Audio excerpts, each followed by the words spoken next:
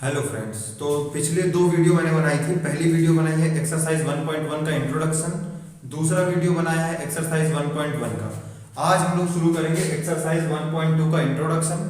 ये पूरा इंट्रोडक्शन एक ही वीडियो में मैं लगभग बता दूंगा। इस इंट्रोडक्शन पढ़ने के बाद आप लोग चाहेंगे तो एक्सरसाइज 1.2 खुद से कर सकते हैं। इतना मैं इसमें बता दूंगा कि एक्सरसाइज 1.2 हो जाएगी। कुछ अगर एक आध क्वेश्चन रहते हैं तो वो एक्सरसाइज 1.2 इसके बाद जस्ट नेक्स्ट वीडियो बनाऊंगा, उसमें एक्सरसाइज 1.2 बताऊंगा, तो उसको आप लोग देख लीजिएगा। तो इसको मैं शुरू करता हूं। सबसे पहले इसमें टॉपिक मैं शुरू कर रहा हूं triangle law of vector addition. मतलब बात हम लोग यहाँ पे करने जा रहे हैं वेक्टर के एडिशन की। वेक्टर के एडिशन के दो लॉ आपको देखने हैं। एक है triangle law of vector addition यानी सदिश योग का त्रिभुज नियम, और एक आपको देखना है वेक्टर लॉ ऑफ पैरेललोग्राम यानी समांतर चतुर्भुज का नियम। अब हम बात करते हैं ट्रायंगल लॉ की यानी त्रिभुज नियम की। क्या होता है, एक वेक्टर है आपका, मान लीजिए ये है ए वेक्टर, और दूसरा वेक्टर है ये आपका बी वेक्टर। ये दोनों ऐसे हमें बनाने हैं, समझना, ये दोनों ऐसे हमें बनाने हैं कि ये एडजेसेंट साइड ऑफ ट्रायंगल बने। जैसे ये बना ए वेक्टर यहां से शुरू हुआ और यहां पे खत्म हुआ। बात समझ रहे हो, ए वेक्टर यहां से शुरू हुआ यहां खत्म हुआ, और जहां से ये ए वेक्टर खत्म हो रहा है वहीं से हमने बी वेक्टर शुरू किया है। यानी पहले का हेड जहां पे खत्म हो रहा है, ये क्या है, हेड पहले का हेड जहां पे खत्म हो रहा है, दूसरे का टेल वहीं से शुरू हो रहा है। और ये दोनों कैसे एक्ट कर रहे हैं, as a adjacent side of triangle, यानी त्रिभुज की संलग्न भुजाओं की तरह एक्ट कर रहे हैं। तो इनका अगर योग निकालना है तो इनका योग हम निकालेंगे, जैसे ए वेक्टर का टेल से हम लोग खींचना शुरू करेंगे एक वेक्टर, और बी वेक्टर के हेड पे जाके ज्वाइन कर देंगे। ये सीधा नहीं बना है, इसको सीधा समझना। तो ये क्या एक्ट करेगी, ये त्रिभुज की तीसरी भुजा की तरह एक्ट करेगी, यानी ये ट्रायंगल की तीसरी साइड की तरह एक्ट कर रही होगी। अब ये ट्रायंगल की तीसरी साइड की तरह एक्ट कर रही होगी, तो इसका जो वैल्यू निकल के आता है वो निकल के आता है A vector plus B vector. बस समझ में। अगर मैं इसको कह देता हूं ए, इसको मैं कह देता हूं बी, ये सी, यानी कहने का क्या अर्थ है ट्रायंगल लॉ में कि ए बी वेक्टर मैंने बताया था, ये वाला पॉइंट कौन सा होता है, इनिशियल पॉइंट यानी स्टार्टिंग बिंदु यानी शुरुआती बिंदु, और बी क्या है, टर्मिनल पॉइंट यानी अंतिम बिंदु जहां पे वेक्टर खत्म हुआ है। चाहे मैं इसे ए बी वेक्टर कह दूं, चाहे मैं इसे केवल ये स्मॉल ए वेक्टर कह दूं, जिससे मैंने इस ए बी वेक्टर को दिखाया। ये और ए बी और बी सी ये ट्रायंगल की एक एडजेसेंट साइड है, यानी संलग्न भुजाएं हैं। और जो तीसरी भुजा होगी जिसको हमने ऐसे बनाया है कि पहले के टेल से इसको शुरू किया है और दूसरे के हेड में जाके हमने इसे जोड़ा है, तो इसका जो एडिशन आया है, जिसको हम लोग दूसरी भाषा में रिजल्टेंट भी कहते हैं, आप लोगों ने पढ़ा होगा फिजिक्स में, इसको हम लोग क्या कहते हैं, रिजल्टेंट। तो यानी ये जो इसका परिणामी आया है ये क्या होता है, A vector plus B vector. ठीक, तो इसी को लिखने का एक और तरीका क्या हो गया, A B vector plus B C vector. ये किसके बराबर निकला, A B vector plus B C vector किसके बराबर है, ए सी वेक्टर के। ये क्या है, ए सी वेक्टर। यहां तक बात समझ में है, अब समझिए, A B vector plus B C vector is equals to A C vector. कई बार बोल चुका हूं, इस बात को ध्यान देना है। अब आगे देखो, हमने पढ़ा था कल निगेटिव ऑफ ए वेक्टर। क्या हमने पढ़ा था, negative of A vector. Negative of A vector क्या होता है, मान के चलो हम ए से बी गए, कहां, ए से बी गए, तो ये हमारा क्या है, मान के चलो मैं इसे कह दे रहा हूं ए वेक्टर। और अगर मैं बी से ए आता हूं तो डिस्टेंस तो सेम ही होगी। अगर मैं बी से ए आता हूं तो डिस्टेंस सेम होगी। मैंने कहा अगर मैग्नीट्यूड सेम है, केवल डायरेक्शन बदला है, तो यही वेक्टर क्या हो जाएगा, माइनस साइन के साथ हो जाएगा, और यही क्या होता है, निगेटिव ऑफ ए वेक्टर। ये बात समझ में, ये मैंने बताया था इंट्रोडक्शन वीडियो में पहले भी। तो क्या मैं इस AC वेक्टर को CA वेक्टर अगर मैं लिखूंगा, AC वेक्टर को मैं CA वेक्टर लिखूंगा तो क्या माइनस साइन लग जाएगा, क्योंकि डायरेक्शन बदल गई। समझो क्या हो गया। पहली बात तो एडिशन में इतना है, triangle law of vector addition यही है कि दो एडजेसेंट साइड का सम तीसरे रिजल्टेंट के बराबर होता है। यानी दो संलग्न भुजाओं का जोड़ तीसरे परिणामी के बराबर होता है। ठीक है, अब इसी में कभी कभार प्रूफ करने को दे देता है, वही चीज मैं बता रहा हूं क्या दे देता है। देखो ये ए बी वेक्टर मैंने ऐसे लिख दिया, BC वेक्टर को मैंने BC वेक्टर लिख दिया। अब क्या मैं इस AC वेक्टर की डायरेक्शन बदल के लिखूंगा तो इसे CA वेक्टर लिखूंगा, यानी C से शुरू A पे खत्म। तो क्या ये AC वेक्टर का जस्ट डायरेक्शन बस बदला है, मैग्नीट्यूड तो सेम रहेगा क्योंकि चला उतना ही गया है। और अगर उतना ही चला गया है तो मैग्नीट्यूड हो गया सेम, यानी परिणाम इसका मैग्नीट्यूड हो गया सेम और इसका अगर मैग्नीट्यूड हो गया सेम, बस डायरेक्शन बदल गई। तो डायरेक्शन के कारण यहां हमने क्या लगा दिया है, माइनस साइन लगा दिया। तो इसको अगर मैं इस साइड लेके आता हूं तो यही मेरा क्या बनेगा, AB plus BC plus CA vector is equals to 0। अब बात समझना, ये 0 0 नहीं होता, 0 वेक्टर होता है। ये 0 0 नहीं होता, क्या होता है, 0 वेक्टर होता है। क्यों, अब देखो ये CA था, CA इधर से इधर जाएगा तो इधर बचेगा 0, तो यानी AB vector plus BC vector plus CA vector क्या होगा, 0 वेक्टर। इसे हम लोग नल वेक्टर भी कहते हैं, मैंने 0 वेक्टर बताया था। 0 वेक्टर क्या होता है, एक पॉइंट पे शुरू और वहीं पे खत्म। मान के चलो A से ही शुरू किया, A पे ही खत्म किया, तो मैग्नीट्यूड ऑफ A वेक्टर यानी परिमाण जो होगा A वेक्टर का वो क्या होगा, 0, यानी यही नल वेक्टर निकल के आता है, परिमाण। अब ये परिमाण हो गया इसका नल यानी 0, उसी तरह यहाँ पे क्या निकल के आएगा, ये 0 वेक्टर। अब आप खुद देखो, आप AB से शुरू किए, A से शुरू किए, A से B गए, B से C गए, C से A आए, यानी आपका पॉइंट कौन सा है, A ही है। यानी A पे शुरू किया, A पे खत्म किया, यानी इसी बात को मैं क्या लिख सकता हूं, AA वेक्टर। और AA वेक्टर क्या हुआ, उसी पे शुरू उसी पे खत्म, इसीलिए ये क्या बना, 0 वेक्टर, यानी ये क्या बना, 0 वेक्टर। तो ये बात कभी कभार पूछ लेता है कि बताओ AB vector plus BC vector plus CA vector is equals to 0 vector है। ये बात यहां पे समझ में आई। एक बार रिपीट कर दे रहा हूं कि ट्रायंगल लॉ में क्या है, ये दोनों एडजेसेंट साइड है ट्रायंगल की, ये A वेक्टर है, ये B वेक्टर है। तीसरी साइड इनके परिणामी साइड की तरह एक्ट करेगी, रिजल्टेंट साइड की तरह एक्ट करेगी। और रिजल्टेंट साइड R वेक्टर है जो कि A vector plus B vector का सम होगा, यानी A वेक्टर लिखा प्लस B वेक्टर लिखा, कोई दिक्कत नहीं। अब समझो क्या होता है ट्रायंगल लॉ में, AB चाहे से A vector plus B vector, जैसे AB है, AB को मैं क्या लिख सकता हूं, AB को मैंने क्या माना है, A वेक्टर, BC को मैंने क्या माना है, B वेक्टर, और AC क्या है आपका R वेक्टर।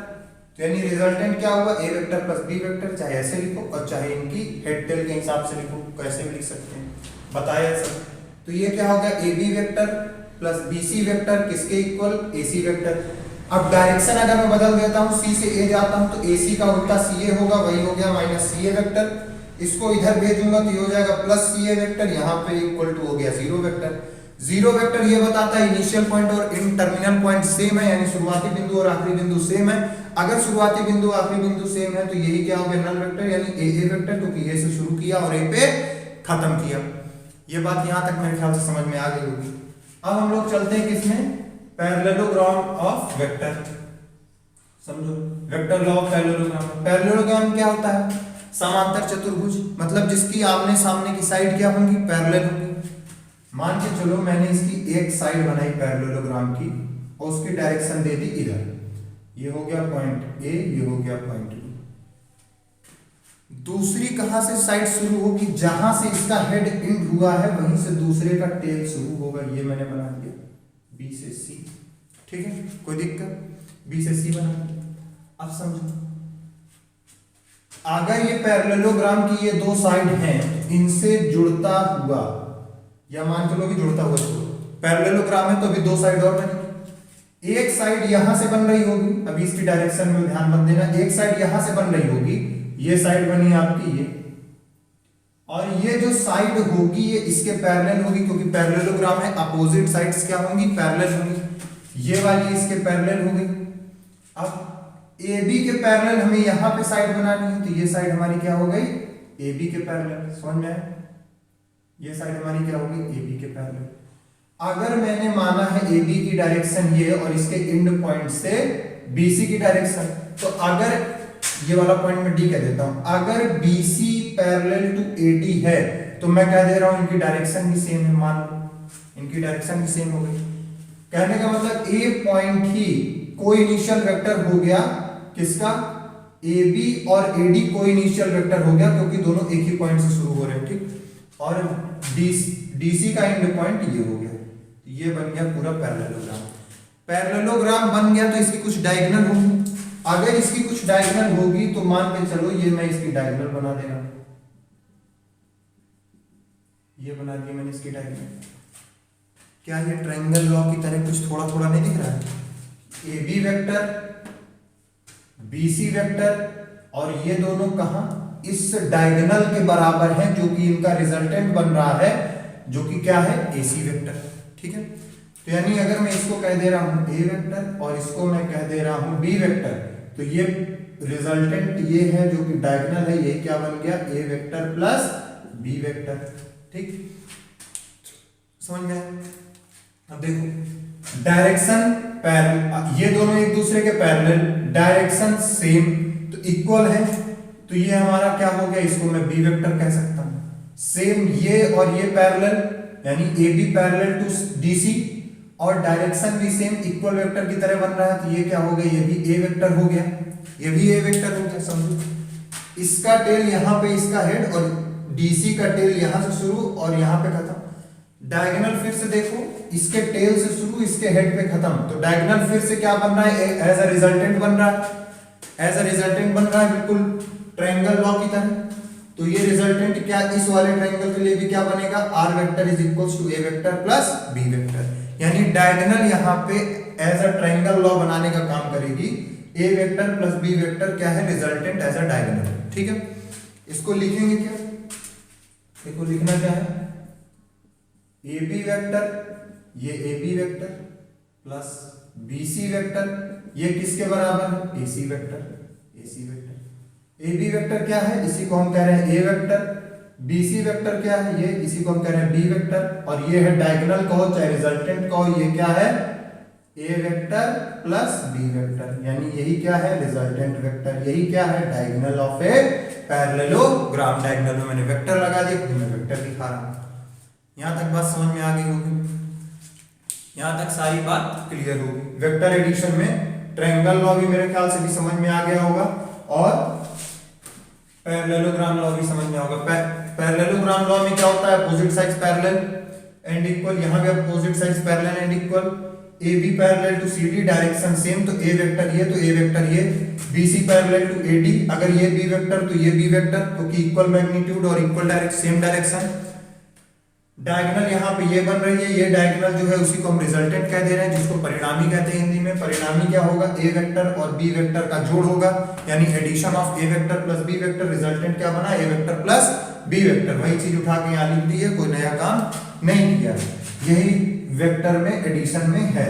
अब इसके बाद क्या है, देखो वेक्टर के एडिशन में यही है, some properties of vector addition. देखो बीच में मैं लिख दे रहा हूं some properties of vector addition, vector addition की कुछ प्रॉपर्टीज।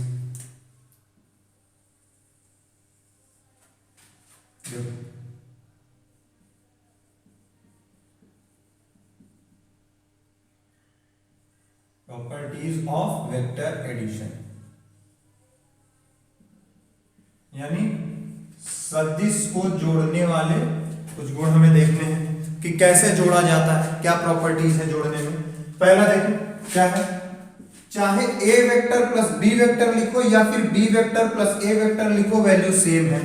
समझ में आई बात, a वेक्टर लिखो चाहे b वेक्टर लिखो, ये बराबर होगा b वेक्टर और a वेक्टर के। यहां तक बात समझ में।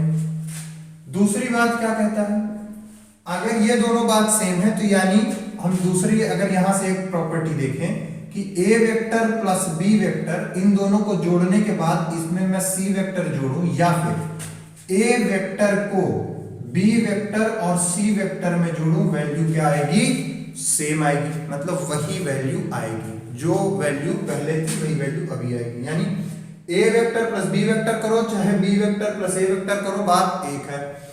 a b वेक्टर को जोड़ के c वेक्टर में जोड़ो चाहे a वेक्टर को b c वेक्टर में जोड़ो, बात एक है, ठीक है। bc यानी b प्लस सी, मल्टीप्लाई में समझ लेना, बोलने में थोड़ा फ्लो निकल रहा है। अब देखो क्या है, अगर ए वेक्टर को जीरो वेक्टर में जोड़ेंगे तो ए वेक्टर ही निकल के आता है, यानी किसी वेक्टर को नल वेक्टर में या जीरो वेक्टर में जोड़ा जाए तो सेम वेक्टर निकल के आता है। ठीक है, बात ठीक है यहां तक? ये हो गई हमारी प्रॉपर्टीज ऑफ वेक्टर एडिशन। तो वेक्टर एडिशन में बस अभी इतना ही देखना था, और भी कुछ चीजें हैं वो मैं तब तक बोर्ड रफ कर दे रहा हूं। बोर्ड रफ करने के बाद बाकी चीजें और बताता हूं वेक्टर एडिशन में। तब तक अगर नहीं लिखा है तो इसको पूरा छाप लो, मैं हटा जा रहा हूं सामने से। मेरे ख्याल से पुराना नोट कर लिए होगे। हम लोग शुरू करते हैं multiplication of A vector by scalar, यानी किसी स्केलर से वेक्टर का मल्टीप्लिकेशन। ठीक है, किसी स्केलर से वेक्टर का multiplication.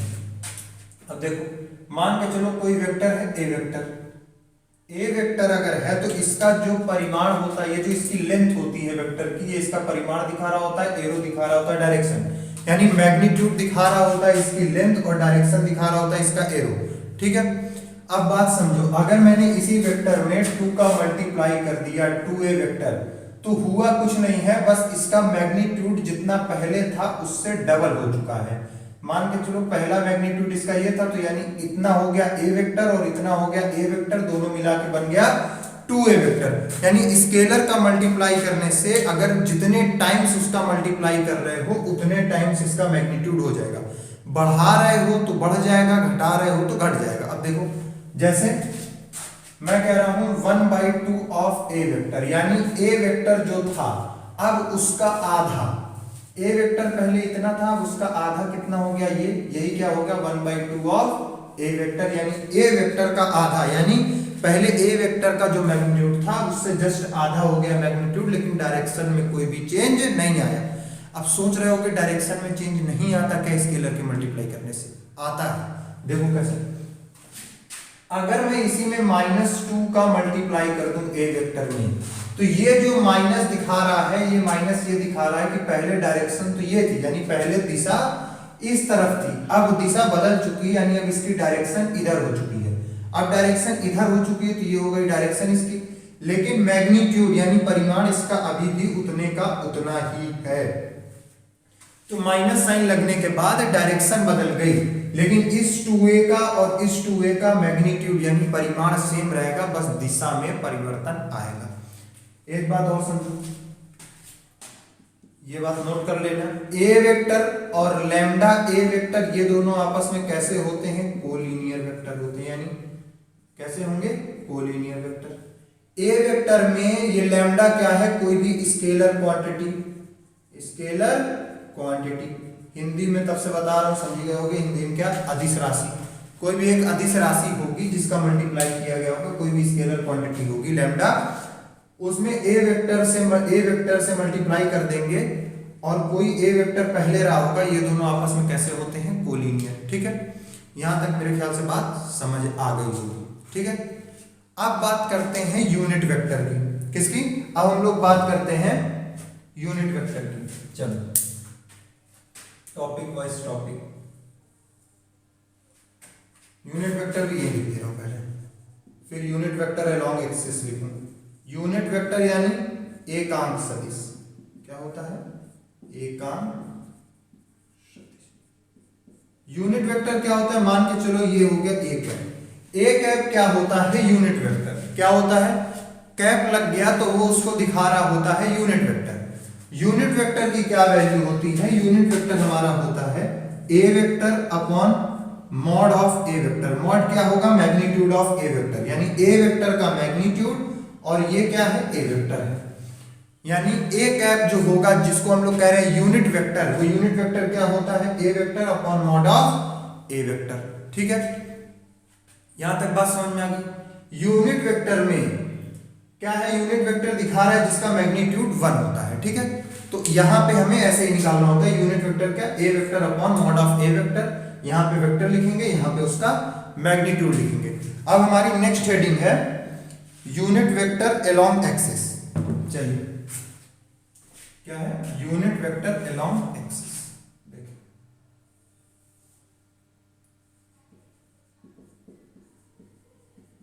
Unit vector along axis,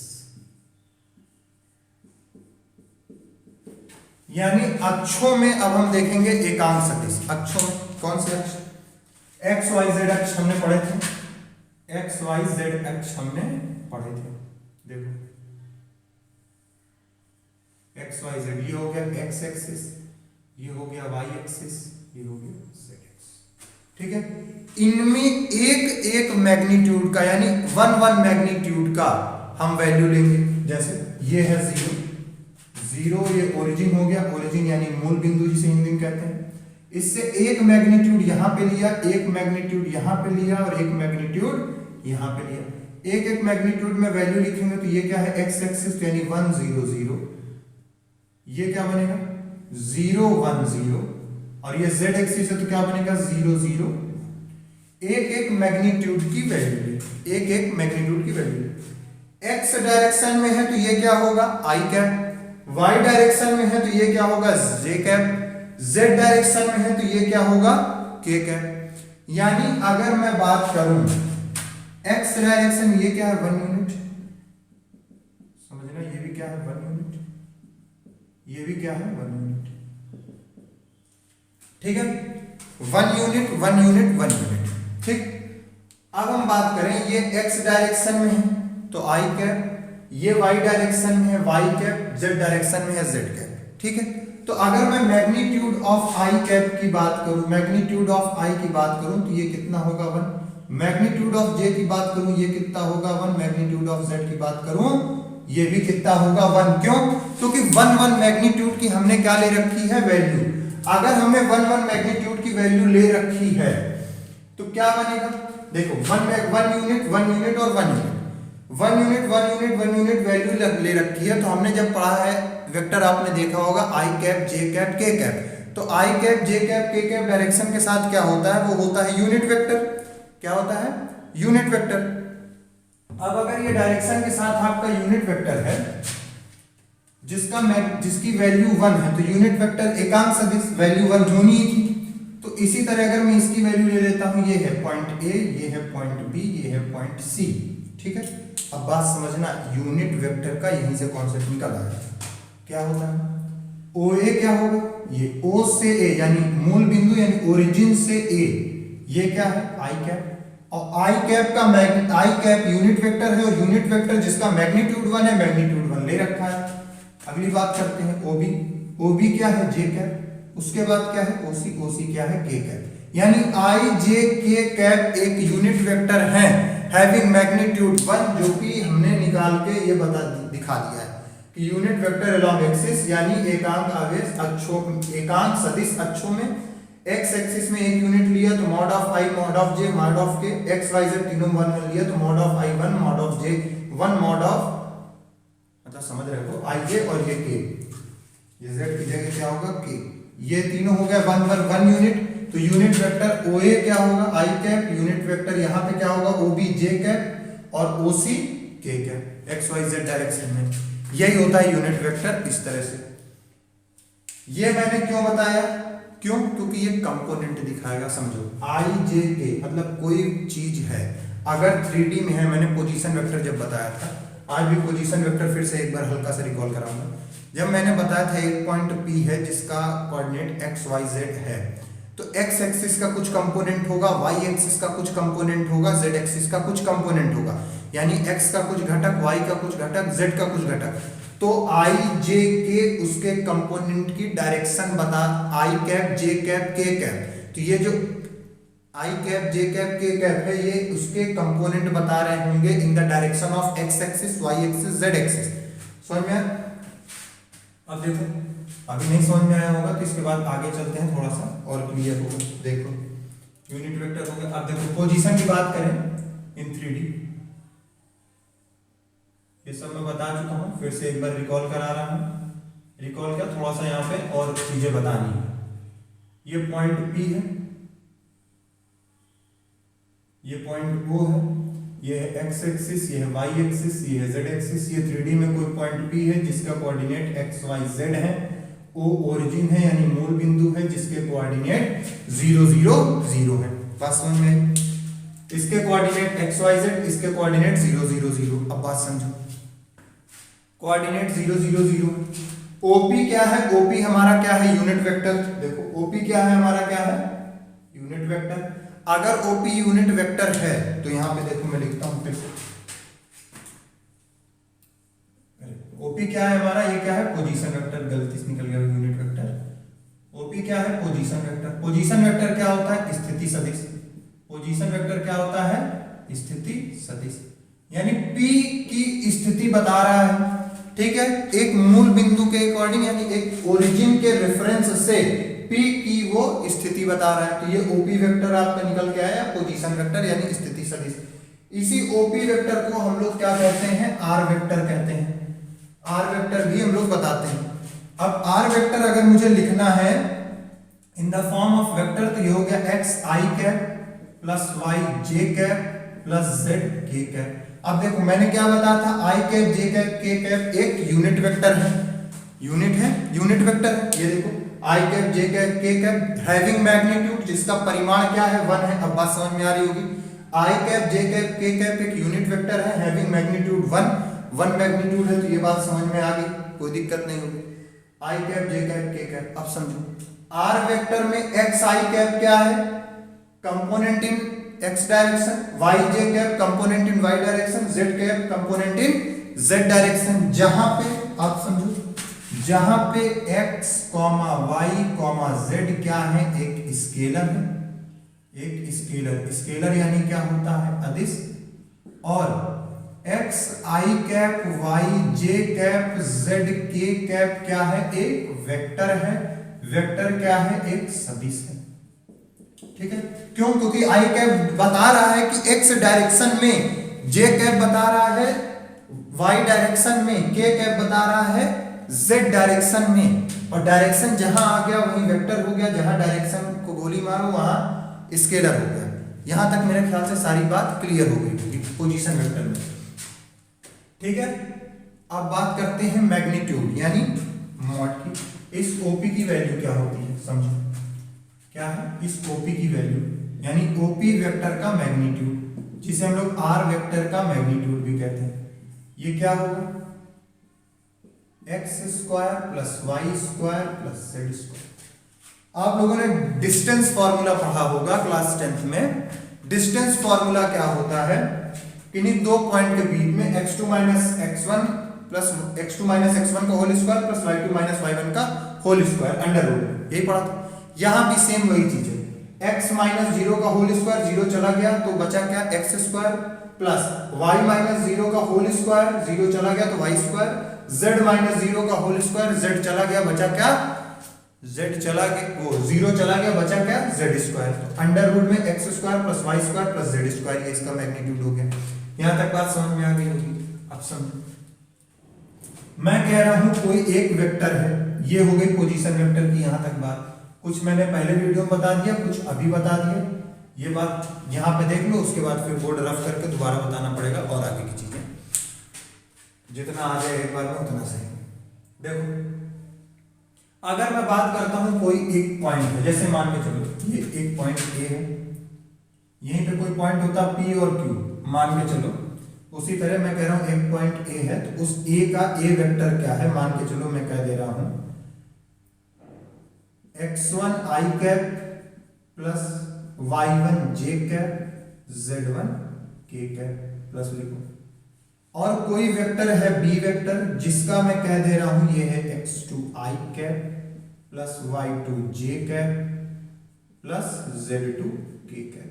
ये बन रहा है क्या है? x1 i cap plus y1 j cap plus z1 k cap एक ए वेक्टर है। बी वेक्टर क्या है? x2 i cap plus y2 j cap z2 k cap. i j cap को गोली मारो, x2 y2 z2 क्या बता रहा है? कोऑर्डिनेट बता रहा है उसका इन 3D। x1 y1 z1 क्या बता रहा है? कोऑर्डिनेट बता रहा है इन 3D। x1 i के साथ क्या है? मतलब x एक्सिस के साथ x एक्सिस में कितना है? j कैप क्या बता रहा है? y के साथ कितना है? y एक्सिस में। k कैप क्या बता रहा है? z एक्सिस में कितना है? कितना है? z1 है, ठीक है। तो डायरेक्शन की बात हो गई, यानी कंपोनेंट की बात हो गई, यानी घटक की बात हो गई। अब समझो अगर आपसे कहता है AB वेक्टर बताओ, AB वेक्टर बताओ। अब इसको फील नहीं कर पा रहे होगे मुझे पता है, मैं इसको एक्सिस में बना रहा हूं। फिर से एक्सिस में बना के देखते हैं, अगर फील हो पाए तो ठीक, नहीं तो फील करने का कोशिश करो। एक्स वाई, ये हो गया ओरिजिन, ये हो गया 0 0 0। अब मान के चलो एक पॉइंट था ए, क्या था, एक पॉइंट था ए, और एक पॉइंट है ये यहां पे बी, ठीक है। जो ए पॉइंट था इसका कोऑर्डिनेट क्या होता है, क्या है, x1 i cap plus x1 i cap, x1 y1 z1, और इसका कोऑर्डिनेट क्या है, x2 y2 z2, ठीक है। 3D में एक पॉइंट ए, एक पॉइंट बी, ए का coordinate x1 y1 z1, B का कोऑर्डिनेट x2 y2 z2, ठीक। ए से बी की तरफ गए, क्या, ए से बी की तरफ गए, इसीलिए क्या लिखा है, ए बी। अगर ये लिखा था वेक्टर तो यहीं से समझ जाना था ये था कहां से कहां गए। ये हमारा क्या है, इनिशियल पॉइंट यानी प्रारंभिक बिंदु, ये हमारा बी क्या है, टर्मिनल पॉइंट, क्या है, टर्मिनल पॉइंट, यानी ये क्या हो गया हमारा अंतिम बिंदु। अब समझो, ऐसे नहीं बता पा रहे हो तो ओ से ए में एक पोजीशन वेक्टर खींच दो, खींच दिए, ये हो गई इसकी डायरेक्शन ओ ए की। अब समझो ए से बी हम चले गए यहां पे, तो इसकी डायरेक्शन ये हो गई, और मैंने बताया था हम लोग जब भी जाएंगे ओ से ही कहीं पे जाएंगे तो ओ से चले गए बी, तो मैंने दिख रहा ये वेक्टर ओ ए, ये vector A B, triangle law दिख रहा है कि नहीं, दो साइड ऑफ ट्रायंगल तीसरे रिजल्टेंट के बराबर होंगे कब, जब पहले का टेल दूसरे के हेड से जुड़ेगा, तीसरी साइड का जुड़ रहा है इसके टेल से इसके हेड से, यानी ये यहां पे अगर मैं इसकी बात करूं इस वेक्टर को देखने पे, देखो ओ ए इसका हेड यहां, ए बी इसका हेड यहां, इसके टेल से ये जुड़ा, ओ बी को देखना इसका टेल और इसका हेड यहां पे, तो ट्रायंगल लॉ बन गया। अगर ये ट्रायंगल लॉ बन गया तो ये क्या दिख रहा है, ये दिख रहा है हमें साफ साफ O A vector plus A B vector is equals to O B vector, साफ साफ दिख रहा है बाय ट्रायंगल लॉ, यानी त्रिभुज के नियम से। अगर ये त्रिभुज के नियम से निकल रहा है तो ए बी वेक्टर हमें क्या मिलेगा, ए बी वेक्टर क्या है, O B vector minus O A vector, क्या है, O B vector minus O A vector, ये क्या होगा, ए बी वेक्टर क्या होगा, O B vector minus O A vector. कोई दिक्कत, O B vector minus O A vector, ठीक। अब समझो हमें क्या निकालना है, ए बी वेक्टर का मैग्नीट्यूड, तो इसका मैग्नीट्यूड क्या होगा, under root of x2 minus x1, x2 minus x1 का whole square plus y2 minus y1 का whole square plus z2 minus z1 का होल स्क्वायर, ये बना इसका मैग्नीट्यूड, ठीक है। नहीं हो तो ये देख लेना, सेम चीज बनेगी, ठीक, समझ में आया। x2 माइनस x1 का whole square plus y2 minus y1 का whole square plus z2 minus z1 का होल स्क्वायर, ये हो गया ए बी वेक्टर, क्या बन गया, ए बी वेक्टर का मैग्नीट्यूड। अब अगर मैं आपसे कहता हूं बी ए वेक्टर का मैग्नीट्यूड निकालो, यानी इनिशियल पॉइंट और फाइनल पॉइंट क्या हो गया है, बदल गया है, ए बी वेक्टर और बी ए वेक्टर, समझो। अब इनिशियल पॉइंट फाइनल पॉइंट बदल गया है तो यहाँ पे कोऑर्डिनेट्स भी स्वैप कर जाएंगे, यानी आपस में पलट जाएंगे।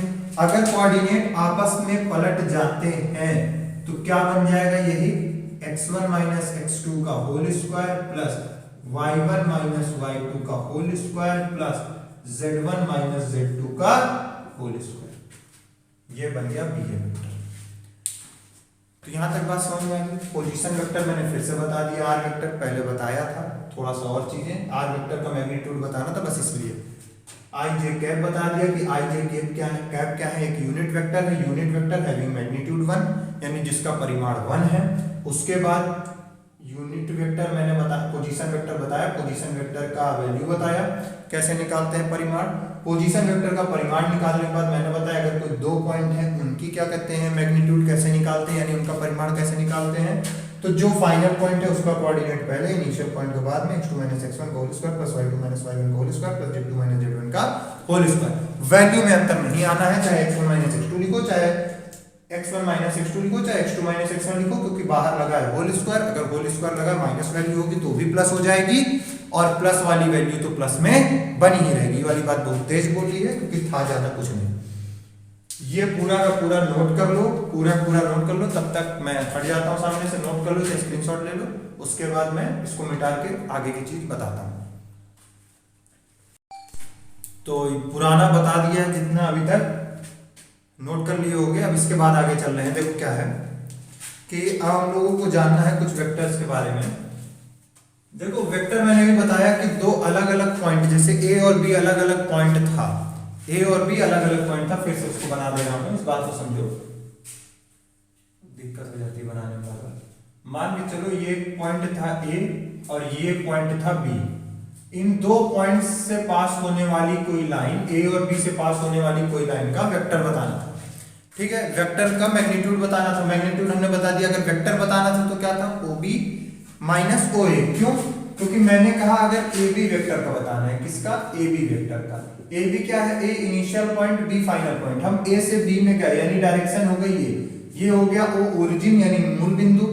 इसका कोऑर्डिनेट क्या था, x1, y1, z1। इसका कोऑर्डिनेट क्या है, x2, y2, z2। इसी में मैंने निकाल के बताया आपको OB vector minus OA vector. OB vector क्या है, x2 i cap plus y2 j cap plus z2 k cap minus OA vector. OA vector क्या है, माइनस जगह नहीं नीचे लिख दे रहा हूं, यहां माइनस लगा दिया। x1 i cap plus y1 j cap plus z1 k cap. अब देखो ये ब्रैकेट लगा है, माइनस साइन ओपन करेंगे तो क्या बनेगा, ये x2 i cap plus y2 j cap plus z2 k cap minus x1 i cap minus y1 j cap minus z1 k cap.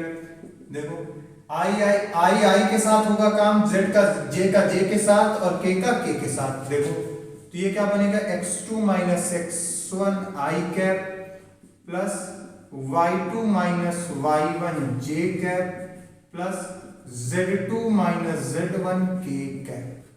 ये बना क्या, AB वेक्टर। यही क्या बना, AB वेक्टर। और AB वेक्टर का मैग्नीट्यूड निकालना है यानी परिमाण निकालना है, तो यही अंडर रूट में परिमाण मैंने बताया था अभी। मैग्नीट्यूड इसका कैसे निकालते हैं, x2 माइनस x1 का whole square plus y2 minus y1 का whole square plus z2 minus z1 का होल स्क्वायर। यूनिट वेक्टर अभी पोजीशन वेक्टर बताया था, पोजीशन वेक्टर सारी बात बताई, इस बात को मैंने दोबारा बता दिया। दोबारा का ये वाली चीज मुझे बतानी थी कि ये वेक्टर कैसे लिखते हैं। तो ये ऐसे बनता है आपका x2 minus x1 i cap plus y2 minus y1 j cap plus z2 minus z1 k cap. यहां तक बात समझ में आ गई। अब इसके बाद अगला टॉपिक है जोड़ना और घटाना। थोड़ा सा वेक्टर देख लेते हैं। देखो क्या है,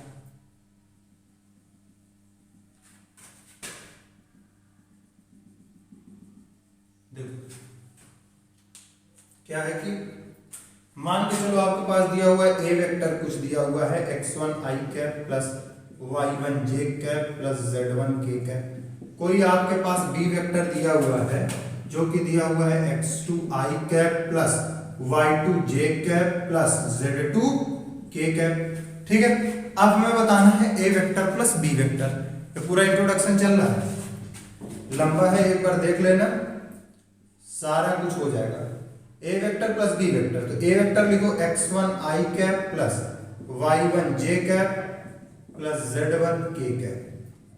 अब इसमें क्या है, बी वेक्टर जोड़ना है। बी वेक्टर जोड़ो, x2 i cap plus y2 j cap plus z2 k cap. i वाला i के साथ, j वाला j के साथ, k वाला k के साथ, यानी x1 plus x2 i cap plus y1 plus y2 j cap plus z1 plus z2 k। ये प्लस हो गया।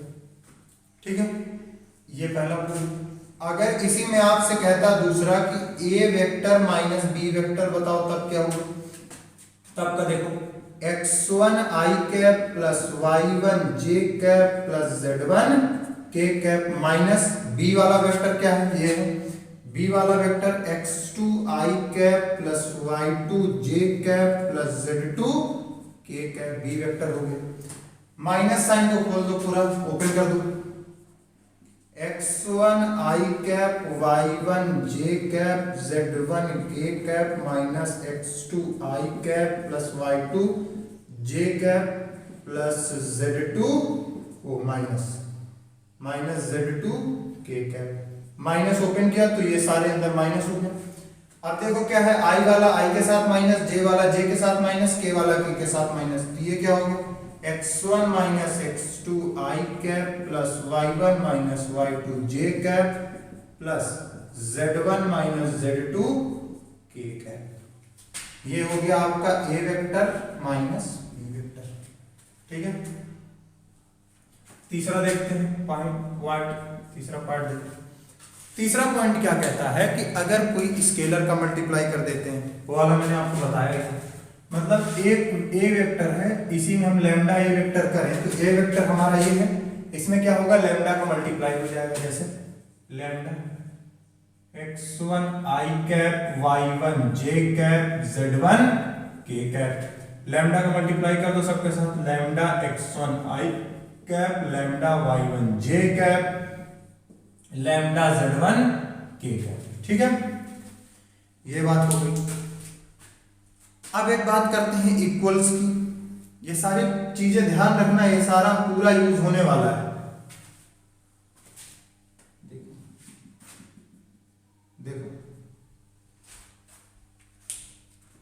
क्या होगा चौथा पॉइंट, अगर मैं कहता हूं कोई ए वेक्टर बी वेक्टर के बराबर है, क्या है, कोई ए वेक्टर बी वेक्टर के बराबर है, समझो क्या, x i cap plus y j cap plus 2 k cap is equals to minus 4 i cap plus 3 j cap plus 2 k cap. अगर कोई दो वेक्टर आपस में बराबर है तो x वाला x वाले के साथ इक्वल, y वाला y वाले के साथ इक्वल, z वाला z वाले के साथ इक्वल। तो x और y की वैल्यू बतानी है तो क्या होगा, x की वैल्यू होगी -4 और y की वैल्यू होगी 3, z की जगह 2 है, यानी ये वाली वैल्यू इस वाली वैल्यू के इक्वल, y वाली इधर वाली इस y वाली के इक्वल, z वाली इस वाली z वाली के इक्वल। यहां तक की सारी बातें हो गई समाप्त। ठीक है, अब इसके बाद हमें जाना है सेक्शन फार्मूला यानी विभाजन सूत्र। समझो कोई एक लाइन है, इसको मैंने लिख दिया था, कोई एक लाइन है AB किसी पॉइंट C से दो हिस्से में कट रही है M और N के। ठीक है, M और N दो हिस्सों में कट रही है। एक होता है इंटरनल डिवीजन फार्मूला यानी अंतः विभाजन सूत्र, यानी जब ये लाइन वास्तविक में कट रही होगी अंदर। ठीक, वास्तविक में कट रही है C पॉइंट से, तो मान के चलो वो ओरिजिन है, ओरिजिन से A का A वेक्टर, ओरिजिन से जहां पे कट रही है वो हो गया C वेक्टर, और ओरिजिन से B पे जहां पे ये लाइन थी B एंड पॉइंट, ये हो गया B वेक्टर। तो इसका हमें विभाजन सूत्र लिखना है यानी C पॉइंट का वेक्टर लिखना है, तो क्या होगा n a वेक्टर यानी n ये वाला और इसके वाले के साथ जस्ट इसके दूसरे वाले का vector a vector m b vector जोड़ में यानी प्लस में divided by m plus n। ठीक है, इसको वैसे भी याद कर सकते हो, जो सेक्शन फार्मूला क्लास 10th का था, ये x1 y1 पॉइंट, ये x2 y2 पॉइंट, ये m और n से कटता था तो क्या होता था n x1 plus m x2 upon m plus n। ये x निकालने का फॉर्मूला था। y निकालने का फॉर्मूला क्या था, n y1 plus m y2 upon m plus n, ये y निकालने का फॉर्मूला था। तो सेम उससे कंपेयर कर सकते हैं। C वेक्टर क्या है, n a vector plus m b vector upon m plus n। External division formula यानी जब कोई C पॉइंट यहाँ पे हो, मतलब A और B से कहीं दूर पे C हो और हमें देखना कि कैसे कट कर रहा है, तो इस C का वेक्टर निकालना है।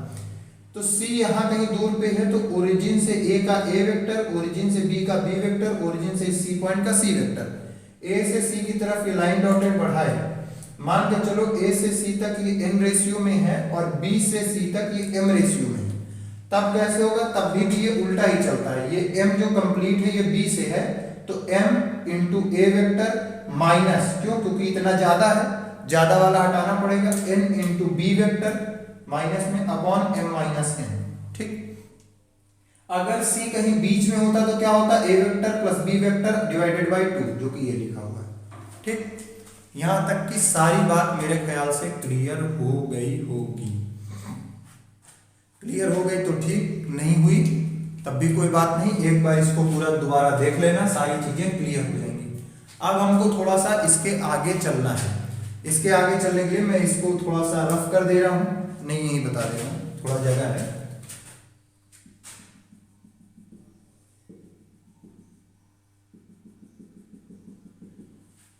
देखो सारे फॉर्मूलेज में, इन सारे फॉर्मूलेज को आप लोग डिवीजन फॉर्मूला यानी सेक्शन फॉर्मूला जो है आपका, आप उससे रिवाइज इसको कर सकते हो जो क्लास 10th का था।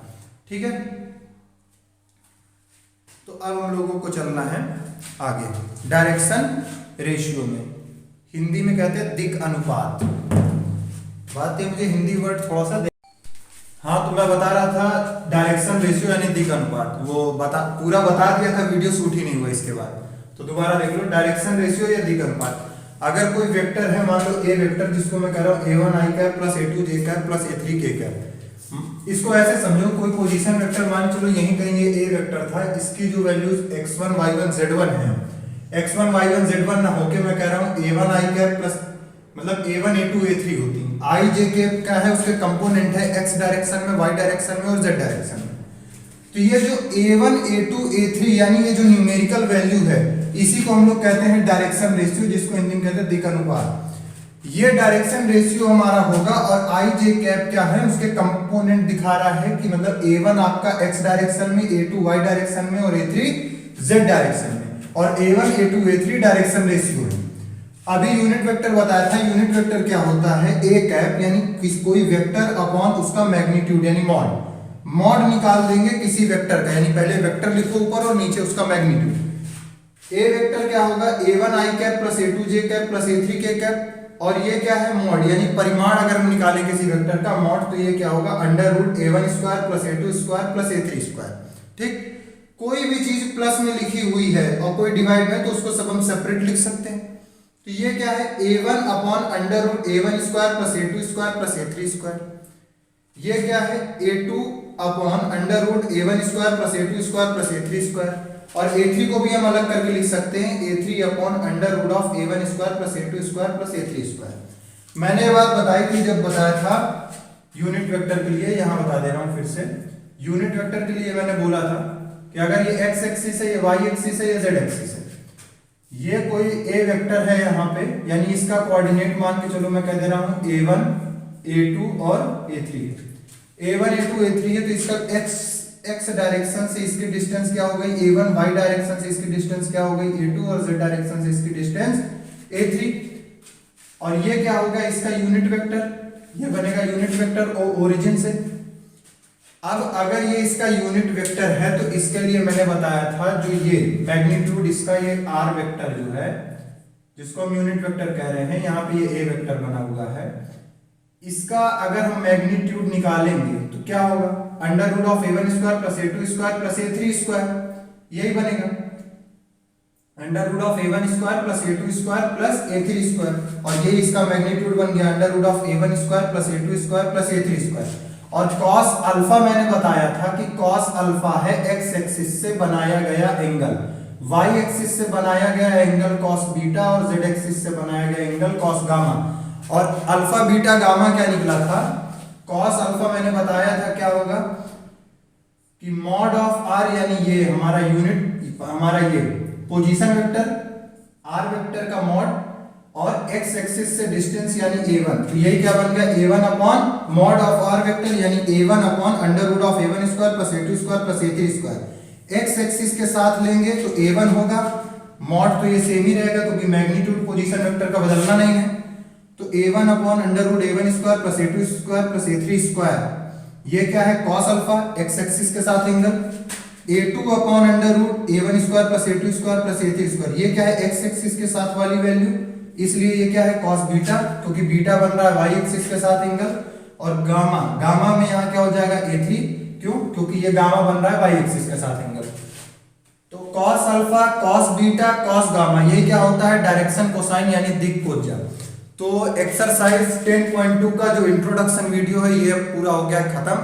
अब इंट्रोडक्शन वीडियो से आप चाहो तो 10.2 पूरी एक्सरसाइज लगा सकते हो, नहीं तो इसके बाद मैं अगला वीडियो फिर बनाऊंगा। Thank you.